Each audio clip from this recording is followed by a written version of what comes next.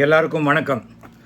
இன்றைக்கி டிசம்பர் மாதம் 27ஆம் தேதி. நேற்றுக்கு என்னுடைய பிறந்த நாளுக்கு வாழ்த்து தெரிவித்த அனைவருக்கும் என்னுடைய மனமார்ந்த நன்றி. இந்த 27ஆம் தேதி டிசம்பர் மாதம் தமிழக அரசியலில் ஒரு கோமாளித்தனமான ஒரு கூத்து அரங்கேறி இருக்கிறது.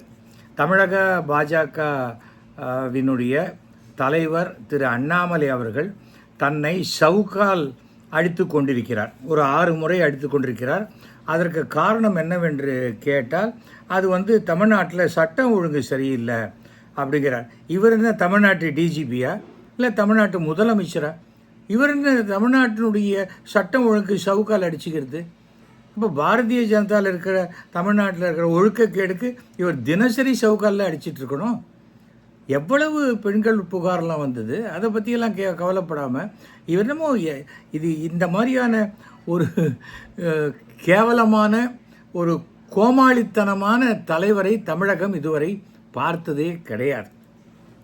இந்த சவுக்கடியினால் இன்றைக்கி தமிழக பாரதிய ஜனதாவுக்கு ஒரு 10,000 ஓட்டு கையை விட்டு மெம்பர்ஸ் வெளில போயிருப்பாங்க. அதுதான் நடக்கும்.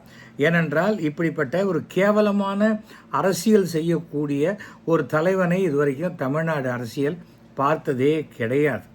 செருப்பு போட்டுக்கல அப்படிங்கிறார். இனிமேல் வாழ்க்கையில் ஒரு செருப்பே போட்டுக்க முடியாது. செருப்பு தான் போட்டுக்கலையே, எதுக்கு ஷூவை கையில் எடுத்துன்னு போகிறீங்க? அதை யாருக்காவது கொடுக்கலாம்ல. ஆனால் செருப்பு போட்டுக்கலைங்கிறது அண்ணாமலை முடிவெடுத்திருப்பது யாருக்கு லாபம் என்றால், மாதத்துக்கு அவர் குடும்பம் நடத்துறதுக்கு 10 லட்ச ரூபா கொடுக்குறேன்னு சொன்னாங்க இல்லையா அவங்க நண்பர்கள், அவர்களுக்கு இந்த செருப்பு செலவு மிச்சம். அவ்வளோதான். இதே மாதிரி அண்ணாமலை பண்ணிக்கிட்டு இருந்தால் பாஜகவை ஜனங்களே ஓட ஓட விரட்டி விட்டுருவாங்க. சவுக்கால் இவர் அடித்து கொள்ள வேண்டிய நேரமே கிடையாது.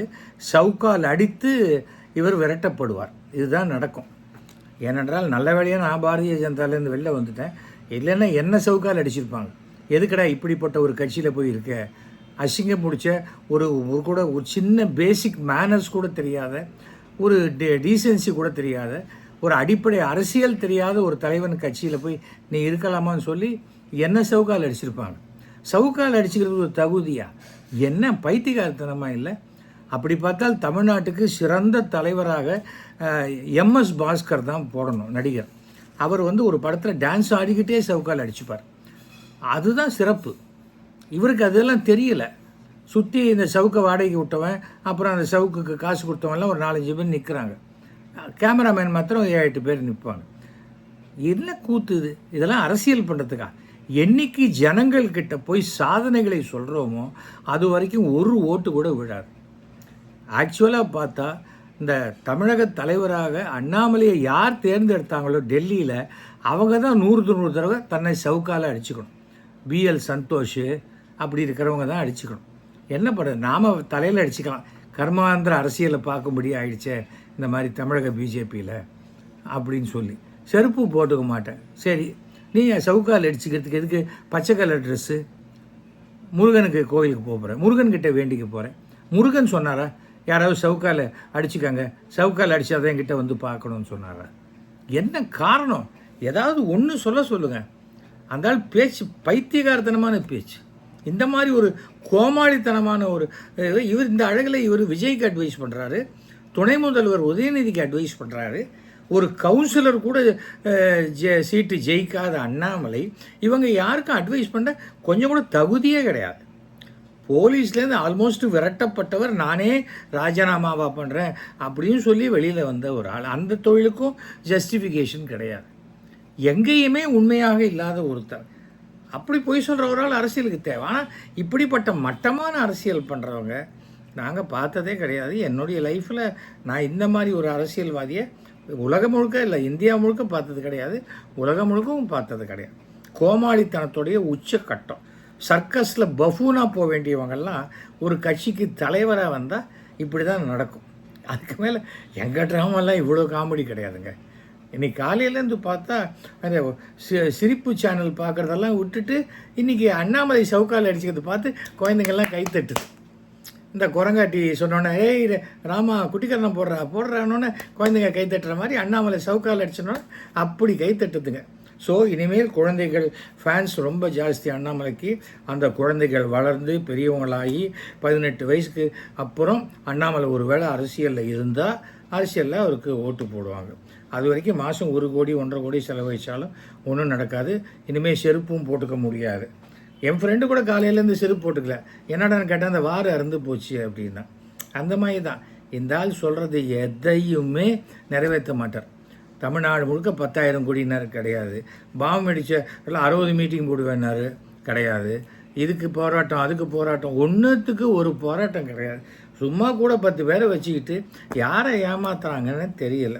கேட்டால் ரெய்டு வந்துடுச்சாமே உங்கள் உறவுக்காரங்களுக்குன்னா எனக்கு எல்லோரும் தான் உறவுக்காரங்க. இது ஒரு பதிலா?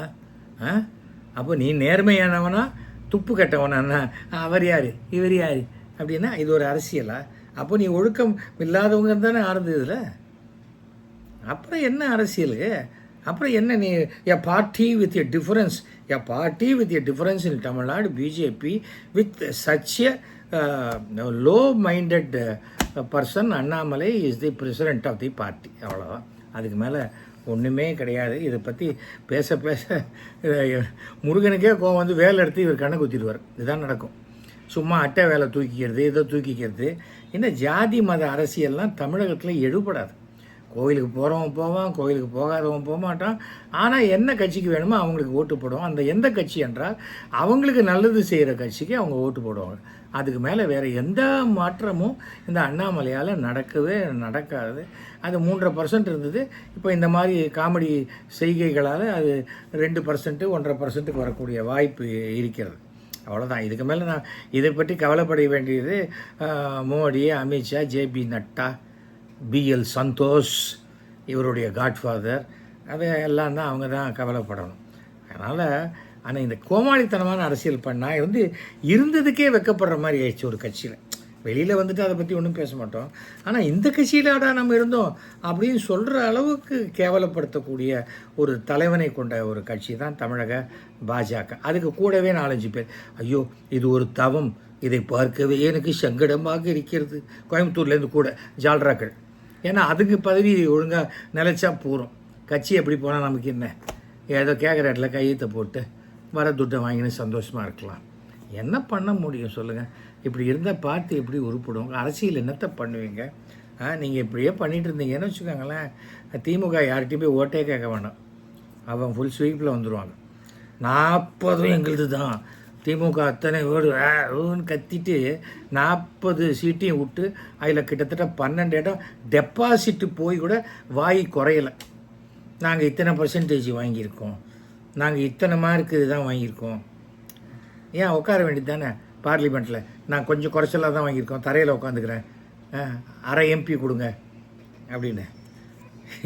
ஏதாவது சின்ன குழந்தைங்கள்லாம் பார்த்து சிரிக்கிற மாதிரி பண்ணக்கூடிய ஒரு கட்சி வளர்றது ரொம்ப கேவலமாக இருக்குது. முதல்ல கட்சிக்கு தேவை ஒழுக்கம். 269 கிரிமினலுக்கு மேலே வச்சுக்கிட்டு ஃபைனான்ஸ் கம்பெனி ஊரில் இருக்கிறவங்களாம் ஏமாத்துறவனுக்கெல்லாம் பதவியை கொடுத்துக்கிட்டு அவங்க எல்லாரையும் கூட வச்சுக்கிட்டு அப்புறம் நம்ம அடுத்தவங்களை பற்றி அட்வைஸ். யாருக்கு அட்வைஸு? என்ன இவர் யார்? இவர் அரவக்குறிச்சியில் எலெக்ஷனில் நிற்கும்போது மோடி ஃபோட்டோவை போட்டால் அது நமக்கு ஓட்டு வராத போயிட்டு போது மோடி ஃபோட்டோ இல்லாத ஓட்டு கேட்ட ஆள். கவுன்சிலர் கூட ஜெயிக்கலை இந்த ஆள். இவங்கெல்லாம் தலைவராகி தமிழக அரசியலை பார்க்கணுன்னா பாதி பேர் ஓட்டு போடுறதையே நிறுத்திடுவாங்க. இப்படிப்பட்ட அரசியலே வேண்டாம், அப்படி நிறுத்தக்கூடாது. இப்படிப்பட்டவங்களுக்கு எதிரான ஓட்டுக்களை போடணும். அப்போ தான் இந்த மாதிரி பார்ட்டி இல்லாத போகும்போது அரசியல் சுத்தப்படும். அது எவ்வளோ அசுத்தம்னு சொன்னாலும் இந்த மாதிரி அசுத்தங்கள்லாம் இல்லாத போய் ஓரளவுக்கு சுத்தப்படக்கூடிய வாய்ப்பு இருக்கும். மீண்டும் மீண்டும் அண்ணாமலை 6 தடவை அடிச்சுக்கிட்டோன்னா அங்கே பின்னாடி இருக்கிறவங்களாம் ஓன்னு கத்தினாங்களாமே, ஒன்ஸ் மோர்னு. அந்த சவுக்கை கூட சரியாக அடிச்சுக்கல போல இருக்கு. இது என்ன பெரிய விஷயமா? முன்னாடி ராத்திரியே டாக்டர்கிட்ட கேட்டால் போகிறது, நல்லா மரத்து போகிறதுக்கு முதுகில் ஆயின்மெண்ட்டு நல்லா தடவி விட்டா அவ்வளோதான். அடிச்சுட்டு போனால் யாருக்கு தெரிய போகுது? ப்ரிப்பேர் பண்ணி அடிச்சுக்கிறது. ரோட்டில் இந்த காசுக்காக அடிச்சுக்கிறாங்க பாருங்க, அவங்க காலில் விழுந்து கும்பிடலாம். அவன் தன்னை வருத்தி கொண்டு தன்னுடைய ஒரு பிழைப்புக்காக ஏதோ பண்ணுறான். ஆனால் இந்த மாதிரி கேவல கூத்துக்கள்லாம் பண்ண மாட்டாங்க. அது ரொம்ப very sorry to say this, ஒரு பாட்டியை விட்டு வெளியில் வந்தால் கூட அதை பற்றி பேசக்கூடாதுன்னு நினைக்கிறேன். ஆனால் இப்படிப்பட்ட கோமாளிகள்லாம் இருக்கும்போது நிறைய நகைச்சுவை நடிகர்கள் மனசு ரொம்ப கஷ்டப்படுறாங்க தமிழ்நாட்டில். என்னடா இது, அண்ணாமலை அளவுக்கு நமக்கு காமெடி பண்ண வரலையேன்னு. ஒன்றும் கவலைப்படாதீங்க, 2025 எல்லாருக்குமே நல்ல ஒரு வழி பிறக்கும் என்ற நம்பிக்கை இருக்கிறது. அனைவருக்கும் என்னுடைய இனிய ஆங்கில புத்தாண்டு நல்வாழ்த்துக்களை தெரிவித்துக் கொள்கிறேன். நன்றி, வணக்கம்.